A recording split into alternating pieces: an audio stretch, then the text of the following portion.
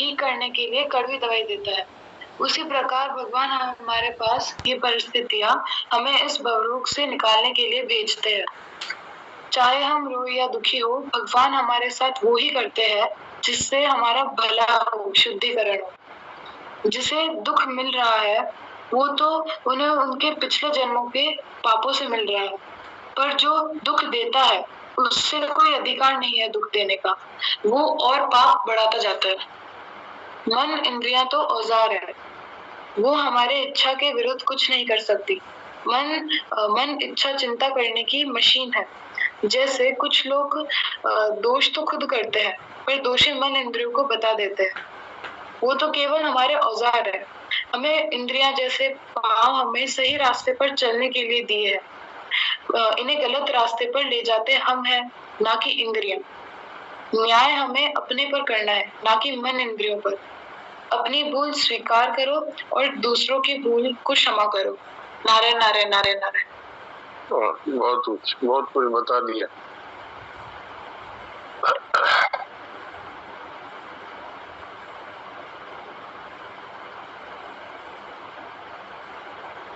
अब रामनारायण जी कहानी सुनते हैं।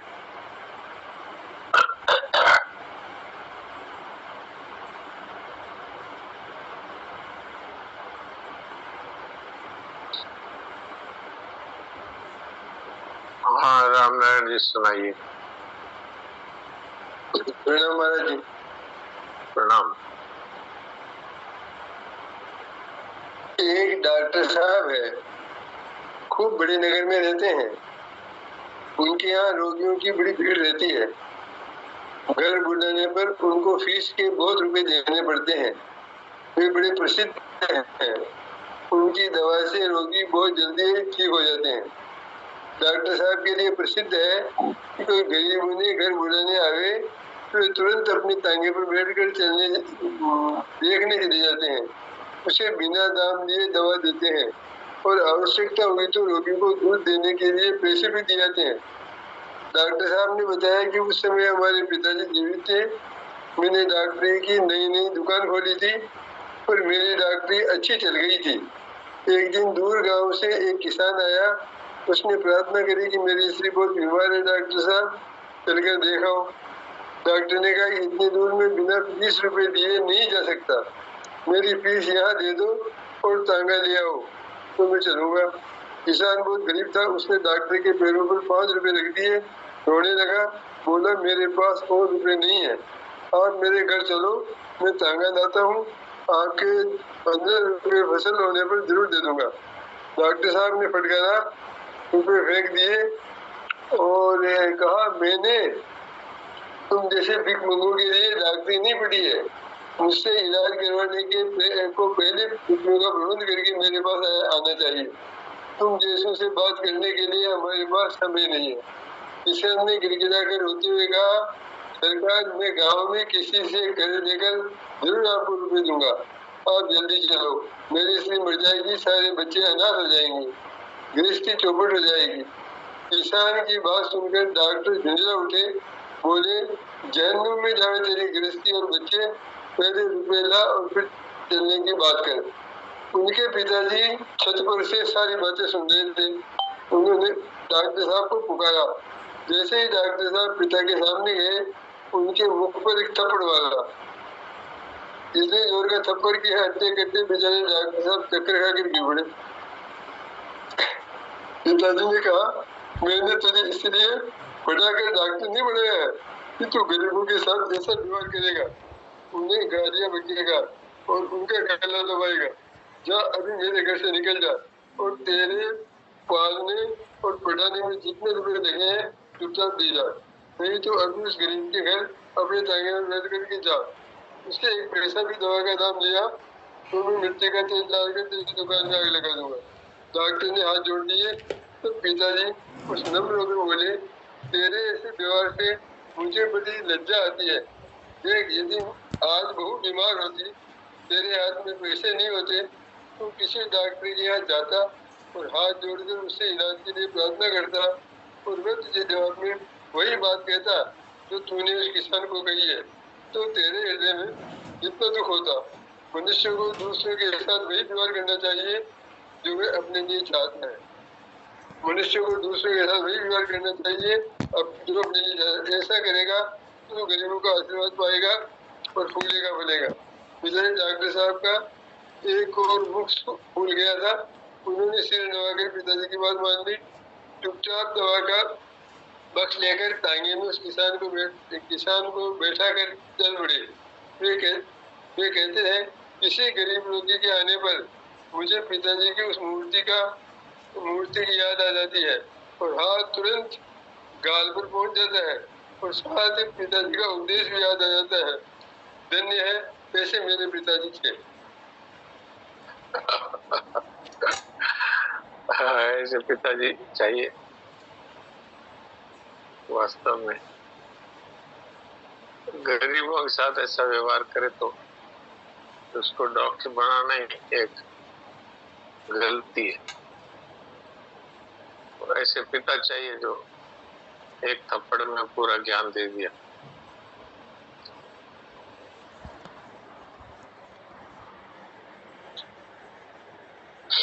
आजकल के जो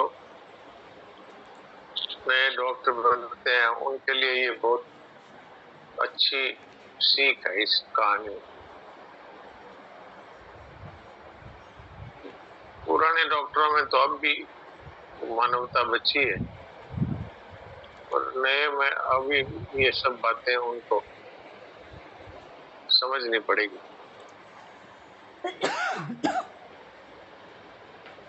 क्योंकि ज्यादा दृष्टि रुपयों की तरफ है ना तो मानवता भूल जाते हैं।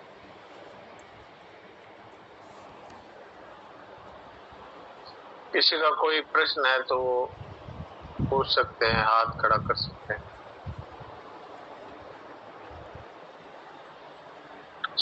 आज मैंने सत्संग ग्रुप में एक पुराना हमारे सत्संग का ही एक वीडियो डाला। उस वीडियो को मुझे संतोष भाई ने भेजा था। उसको मैंने दोबारा सुना। बहुत ही आंख खोलने वाला वो प्रवचन है। बातचीत उसमें हुई है किस तरह से मनुष्य तत्काल सब दुखों से छूट सकता है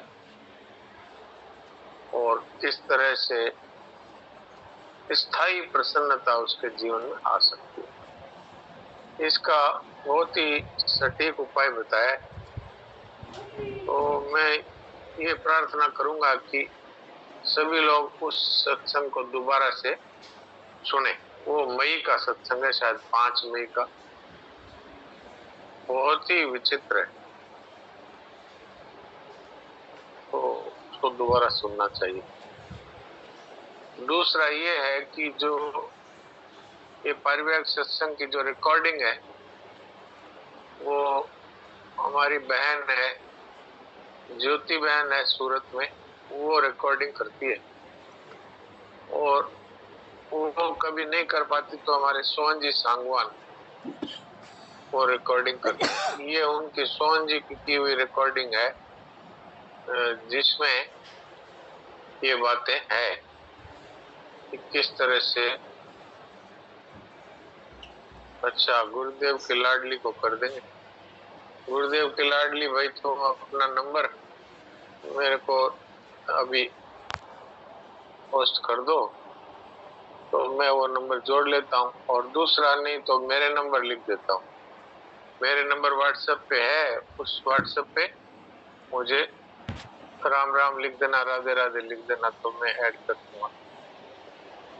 तो मैं अपने नंबर सभी के लिए लिख देता हूँ।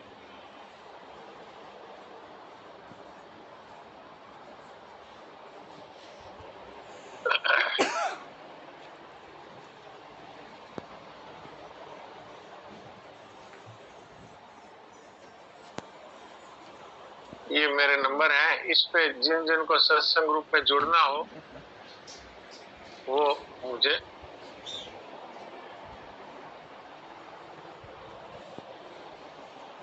हाँ, ये सोहन जी ने भी मेरे नंबर लिख दिए। इन नंबरों पे व्हाट्सएप कर दें तो फिर मैं उनको सत्संग ग्रुप में जोड़ लूंगा।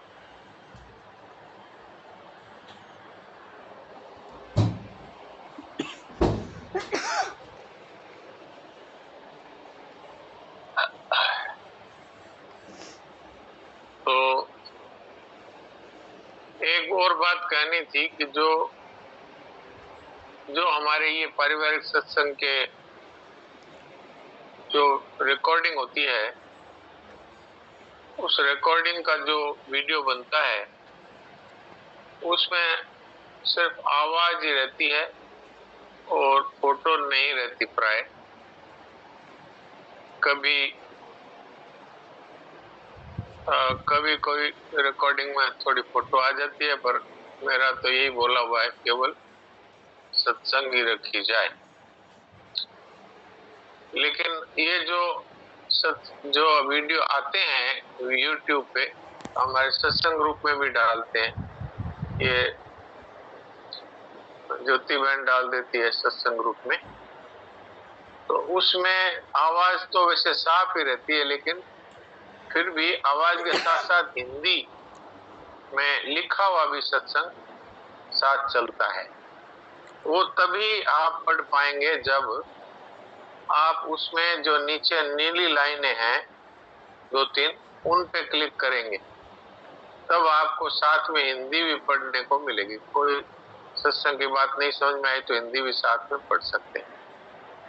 तो अगर आप सीधे ही उस सत्संग पे क्लिक करेंगे तब तो केवल आवाज ही आएगी, लेकिन जो नीचे में जो YouTube की लिंक है उस पे अगर जो नीली लाइनों में है 2-3 लाइनों में, उस पे क्लिक करेंगे तो साथ में हिंदी भी लिखी हुई आएगी जो बोल रहे हैं उसकी। तो ये आप समझ लें। फिर इसमें किसी को यदि कोई कठिनाई हो तो कल के सत्संग में बता सकते हैं कि भाई हमारे हिंदी नहीं आई, तो उसका तरीका बता दें। और आज किसी का कोई प्रश्न भी नहीं है तो फिर मैं देवकी जी को होस्ट बनाता हूँ, तो सनातन जी महाराज के अमृत वचन सुनाएंगे। जो सत्संग की बात मैं कह रहा था, वो सत्संग की बात वो आज के सत्संग में है। उसमें मूल रूप से कोई साधन नहीं है, तत्काल मनुष्य को दुख मिटकर प्रसन्नता जीवन में स्थायी रूप से आ जाती है, ऐसा वो विचित्र सत्संग है। तो उसको जरूर ही सुनना चाहिए। वंदना क्या पूछती है, वंदना से बात करते हैं। हाँ वंदना बताओ। राम राम बोलिए। रह गया था, जैसा कि अगर आपने कहा था जीव हिंसा के बारे में कहा, जो जीव हिंसा नहीं करें, तो दूसरा जब मच्छर बहुत होते हैं तो घर वाले तो बैट लेके मारते हैं, बोलते हैं तो भी मानते नहीं है कि क्या मच्छर खाएंगे तो मच्छर को खाने दे, ऐसे बोलते हैं। तो फिर कैसे इसको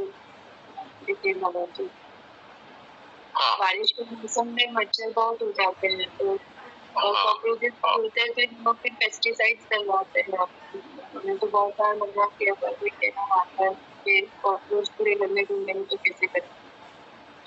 हाँ, तो ये बहुत से भाई बहनों का प्रश्न है कि भाई कॉकरोच इतने हो जाते हैं तो अब उनको क्या करें, और मच्छर है वो बरसात में इतने हो जाते हैं, तो मच्छर काटेंगे तो डेंगू हो जाएगा और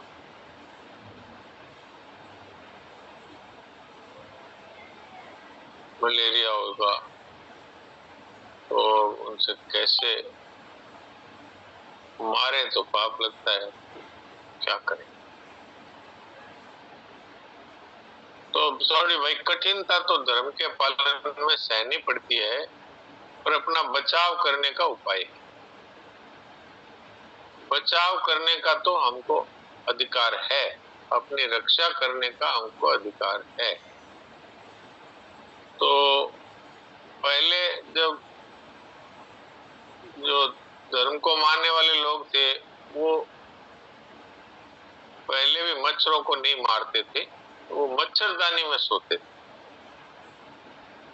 मच्छरदानी में सोने से मच्छरों से बचाव हो जाता था। अब आलस आता है, मच्छरदानी कौन लगाए, कैसे लगाएं। तो अब उसके लिए एक तो आते हैं मच्छरों को मारने की दवा, जैसे हिट है या और इसी तरह के स्प्रे आते हैं। तो वो तो वास्तव में जीव हत्या ही है। लेकिन मॉस्किटो रिपेलेंट्स आते हैं, आपने देखा होगा, ये गुड नाइट है, ऑल आउट है, ये जो है ये इसका तरीका है लगाने का, और ये मच्छरों को मारते नहीं, इससे मच्छर भाग जाते हैं। आप इसका उदाहरण देख सकते हैं कि रात में आप गुड नाइट जला लीजिए, सुबह झाड़ू लगाइए तो एक भी मच्छर आपको मरा हुआ नहीं मिलेगा। तो इससे ये बात है कि ये है मच्छरों को भगाने वाली दवा, यानी मच्छरों को ये जो गंध है वो अच्छी नहीं लगती, तो वो भाग जाते हैं। तो इसलिए उनका उपयोग किया जा सकता है। और दूसरा ये है कि पंखा जोर से चला करके, और ओडोमॉस आती है वो ट्यूब, उसको शरीर के खुले भागों में लगा लें, जैसे हाथों में, पाँव में, जहाँ जहाँ खुला रहता है वहां लगा लें, और उससे बचाव होता है। जैसे हम लोग गीता भवन में रहते थे तो गर्मियों में वहाँ ऋषिकेश गीता भवन जो है, वहाँ गर्मियों में ऊपर छत पर सोते थे, हवा वहाँ अच्छी आती थी, तो वहाँ मच्छर का डर रहता था। तो उसका उपाय हम तो यही करते थे कि खुले भागों में ओडोमॉस लगा लो। और कॉकरोच की ये बात है कि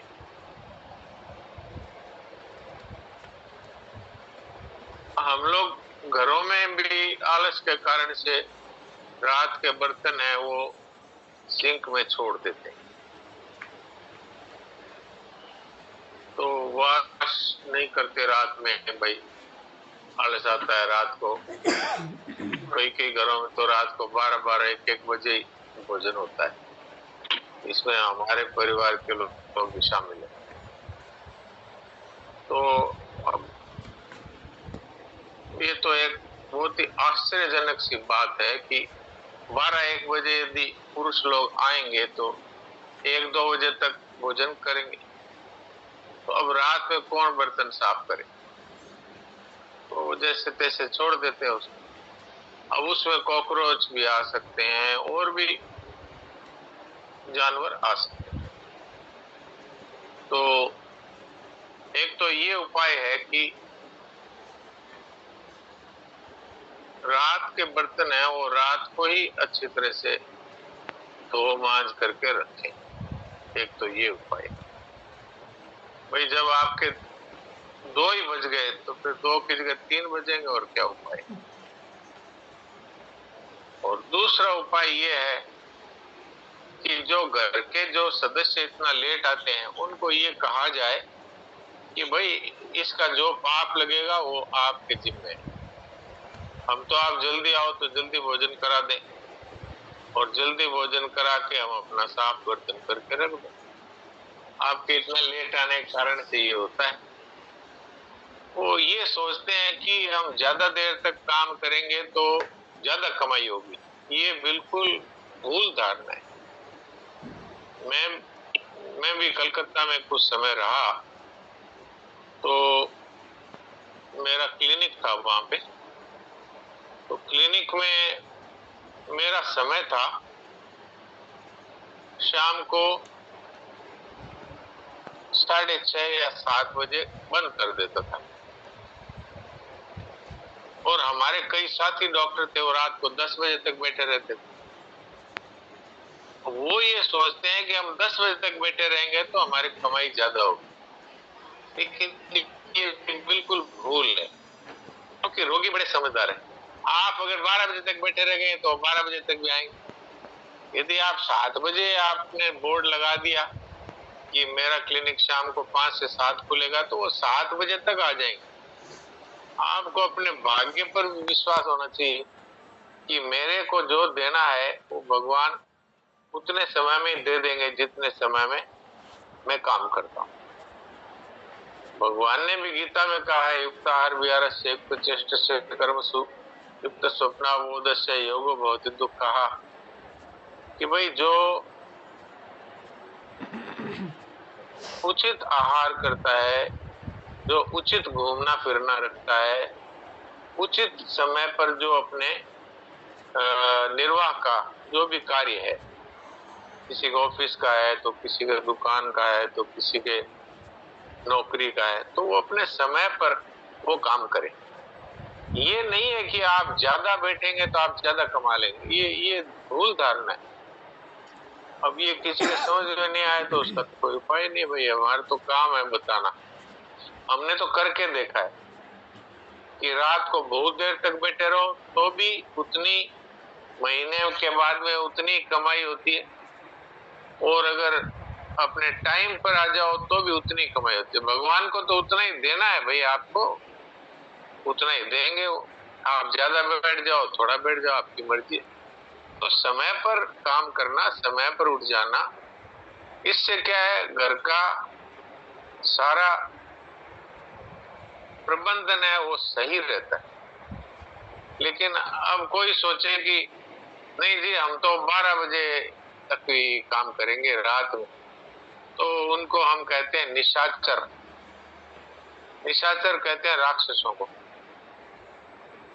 तो जो निशाचर होते हैं वो तो 12-1 बजे तक ही करेंगे और फिर 2 बजे तक भोजन करेंगे, और फिर वो सोचते हैं इससे लाभ है, फिर सुबह 8-9 बजे तक सोए रहेंगे। तो ये निशाचरों के लक्षण है। तो इसलिए भाई ये उपाय है कि पहले से आप कॉकरोच को निमंत्रण क्यों देते हैं? अपनी तरफ से निमंत्रण मत दो कि भाई बर्तनों में आप खाना पीना जूठा छोड़ देते हैं तो वो तो आएंगे, उनको भोजन चाहिए तो उसी से आएंगे, और फिर आप जब ज्यादा हो जाएंगे तो आप उनको मारेंगे, तो वो आपको मारेंगे, फिर ये तो होगा आज नहीं तो कल। ऐसे बीमारियां भी आती है और पाप भी इकट्ठा होता है। तो ये उपाय है कि आप बर्तनों को ढक करके भी रखें। ये हम लोग खुला छोड़ देते हैं तब भी कीड़े कीटाणु और ये कॉकरोच वगैरह आते हैं। एक नियम ही बना लिया जाए कि भाई रात को हम जूठे बर्तन नहीं छोड़ेंगे। इसके बाद भी अगर कॉकरोच आते हैं तो बहुत कम आएंगे, और फिर भी आते हैं तो अपने मारने का अपने को हक नहीं। उनको कपड़े से ऐसे पकड़ करके बाहर गिरा दो, ये कर सकते हैं बस। मारने का हक नहीं है, मारेंगे तो उसका पाप निश्चित रूप से भोगना ही पड़ेगा। और कई लोग ये लक्ष्मण रेखा नाम की एक जहरीली एक चौक जैसी आती है, उसकी लाइन खींच देते हैं। अब उसकी लाइन को जो पार करता है, जो कीड़ा अथवा कॉकरोच, तो वो मर जाता है। तो वो एक तरह से उसकी हत्या ही है, चाहे भले आप स्प्रे करके मारते हैं या फिर आप किसी जहरीली वस्तु से मारते हैं। तो ये उनको ही करना पड़ता है कि जो साफ सफाई नहीं रखते, जो अपने सामान को ढक कर नहीं रहते, खाने पीने की चीजों को खुला छोड़ देते हैं। ऐसा मैंने देखा है। मेरे परिवार में भी मैं जाता हूँ तो मैं देखता हूँ रसोई में वो खाने पीने की चीजें बिना ढक्कन लगे हुए पड़ी रहती है। तो मैं उनसे भी कहता हूँ कि भाई कोई भी चीज खुली, खाने की चीज खुली मत छोड़ो। तो ये आप निमंत्रण दे रहे हैं कीड़े मकोड़े और जो कॉकरोच है उनको। अपनी तरफ से पूरी सावधानी रखते हुए, अगर आपका ये अगर उद्देश्य बन गया कि हमें हत्या नहीं करनी है, तो सावधानी रखते हुए जो होता है उसका उतना अपराध नहीं होता, और अपनी असावधानी से जो होता है उसका बड़ा भारी पाप होता है। अब हम रास्ते में चलते हैं, भगवान ने आंखें दी है, देख करके चले, छोटे छोटे कीड़े हैं और ये पांव के नीचे ना आ जाए, तो आंख से देख करके चले, फिर भी कोई जीव मर जाते हैं, तो उसका इतना भारी पाप नहीं होता, उसको आनुषंगिक पाप कहते हैं। वो एकादशी इत्यादि से वो पाप मिटता है। लेकिन इसका अर्थ ये नहीं है कि भाई अपने आंख बंद करके चलो, जो मरे सो मरे, बाद में एकादशी करेंगे तब मिट जाएगा, तब वो ऐसा नहीं होगा। हाँ, आपके अनजाने में जो हो जाता है, सावधानी रखते हुए, वो भगवान की दृष्टि में माफ करने योग्य होता है। और ये बातें मैंने वंदना के प्रश्न के उत्तर में कही है, और वंदना ने पूछा है, तो इससे सभी को फायदा होगा। इस तरह के प्रश्न जरूर करने चाहिए, क्योंकि सत्संग की बातें तो अपने यहाँ होती है, लेकिन बुराई का त्याग है, ये सत्संग का पहला कदम है। नहीं तो सुनते रहो और फिर वही करते रहो जो नहीं करना चाहिए, तो फिर उसका लाभ नहीं होता। संतोष भाई क्या पूछते हैं? हाँ बोलिए। हाँ, राम राम, प्रणाम जी साहब। राम राम, बोलिए। ये जी साहब, ये कॉकरेज की बात कर रहे हैं नी, तो अपने महाराज जी भी जो आपने बोला वही बोलते थे कि सफाई इतनी रखो कि कॉकरेज आए ही नहीं। जैसे अपन बर्तन चौकड़ी में मांगते हैं, तो वो चौकड़ी का नाला है तो उसको साफ रखना पड़ता है, नहीं तो चिकना बर्तन जाता है उसमें कॉकरेज। तो सफाई करके वो जो दवा डालनी है तो डाल दो, फिनाइल विनाइल सब, तो फिर आता ही नहीं है कीटाणु। पर सफाई इतनी रखेंगे तो कीटाणु आएंगे ही नहीं जी। अच्छा, उसमें भी एक तो क्या होता है जिनसे कीड़े कॉकरोच मर जाते हैं, और एक होता है कि वो उस गंध से भाग जाते हैं। तो अगर आप YouTube में देखेंगे तो आपको कई ऐसी चीजें मिलेगी जिनके छिड़काव से वो कीड़े कॉकरोच आते नहीं, और वो है, लेकिन तभी जैसे संतोष भाई ने बोला कि पहले हम पूरी सफाई रखें